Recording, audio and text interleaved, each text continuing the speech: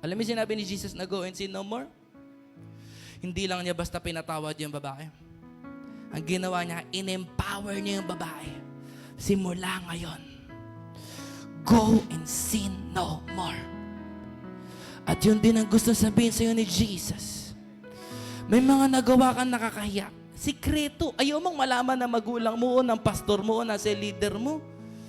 Kasi alam mo, kasalanan, itatapon ka nun sa impyerno. Gusto kong sabihin sa'yo, ano man yung struggle mo mga sexual sin, o hindi lang sexual sin, alam ni Jesus yan. At ayaw ni Jesus marinig yung mga accusation ng demonyo laban sa'yo. Kaya nung lumuhod si Jesus, as though He did not hear them. Ayokong pakinggan yan kasi mahal ka ni Jesus. Hello?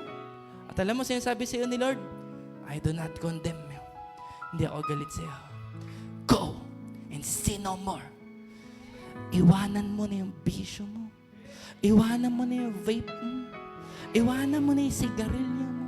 Iwanan mo na yung pornography mo. Iwanan mo na yung mga, iwanan mo na yung masturbation. Iwanan mo na yung paglalasing. Iwanan mo na yung pagsisinungaling. Iwanan mo yung sama ng loob. Go and sin no more.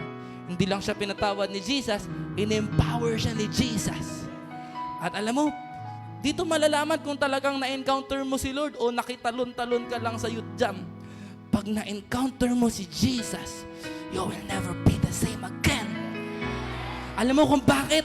Pag na-encounter mo si Jesus, mawawalan ka ng panlasa sa kasalanan. Alam mo, malamang pag-alis ng babaeng yon, hindi niya hinanap yung lalaki. Pag-alis ng babaeng yon, palagay ko nasabi niya, natagpuan ko na yung hinahanap ko. At wala na akong ibang hahanapin pa. Palagay ko nawalan siya ng ganang magkasala. Ganon ang totoong na-encounter si Jesus. Amen!